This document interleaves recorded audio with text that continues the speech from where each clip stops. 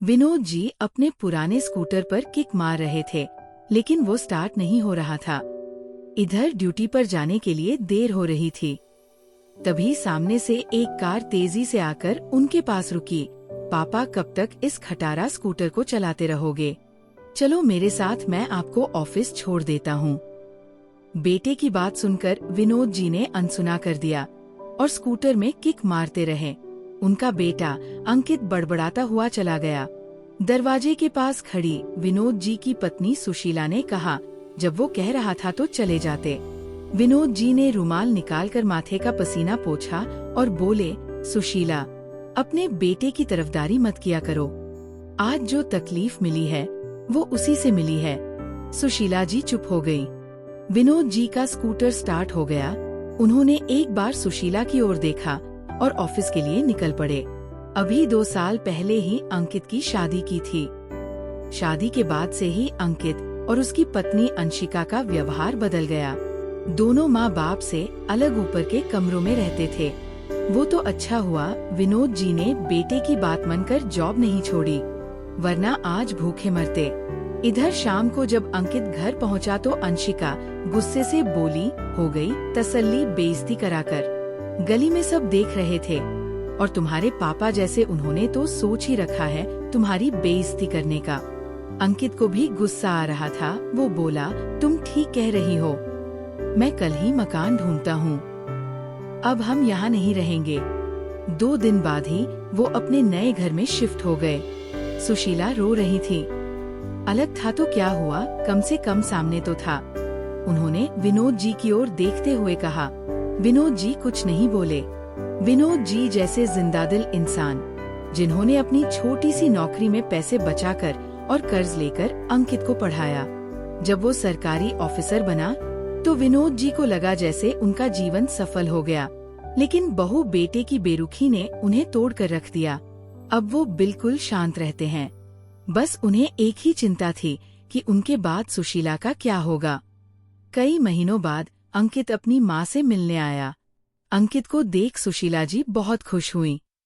अंकित बोला, मम्मी तुम्हारी बहू प्रेग्नेंट है। हम चाहते हैं कि आप और पापा हमारे साथ रहो। अंशिका बहुत परेशान है। सुशीला जी ने विनोद जी की ओर देखा, लेकिन उन्होंने जाने से साफ इनकार कर दिया।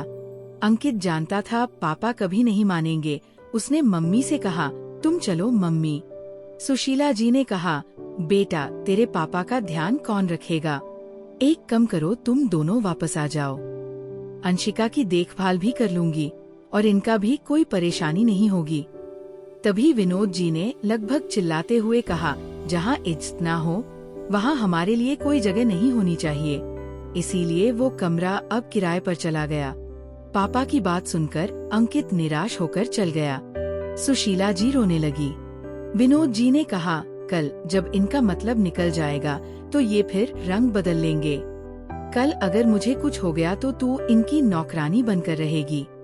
इससे अच्छा है अपने सम्मान के साथ उनसे अलग रहें। ऊपर किरदार देने तो घर की देखभाल भी होगे और पैसा भी आएगा। कल में नहीं रहा तो भी तू सम्मान से अपने घर में रहेगी। सुशीला जी की आंखों से आंसू बहा रहे थे। ठीक ही तो कह रहे थे विनोद जी। एक तरफ उनका बेटा जो बस अपने फायदे के लिए उन्हें ले जा रहा था, और एक और उनके पति जो मेरे लिए अपने मरने के बाद भी मुझे कोई तकलीफ न हो इसका इंतजाम कर रहे हैं। उन्होंने आंसू पोंछकर कहा, आप ठीक कह रहे हैं। जो अपना होता तो हमें छोड़कर कभी नहीं जाता। आज से नई जिंदगी की शुरुआत करते हैं। अब से ये घर सिर्फ हमारा है, जहाँ इज्जत होगी, अपनापन होगा और सुकून भी, जहाँ बस हम दोनों एक दूसरे का साथ निभाएंगे। ये सुनकर विनोद जी के चेहरे पर कई साल बाद आज मुस्कुराहट आई थी। दोस्तों, अगर ये कहानी आपके दिल को छू गई हो तो इसे अपने माँ बाप के साथ जरूर शेयर करें, ताकि हर बेटा हर बहू समझ सके कि प्यार और इज्जत कभी माँ बाप से बड़ी नहीं होती। दोस्तों, उम्मीद करती हूँ कहानी पसंद आई होगी। वीडियो को लाइक करें, शेयर करें और आराधना टून्स को सब्सक्राइब करना ना भूलें। अगली कहानी में फिर मिलेंगे, एक नई कहानी, नई सीख और नए जज्बात के साथ। राधे राधे।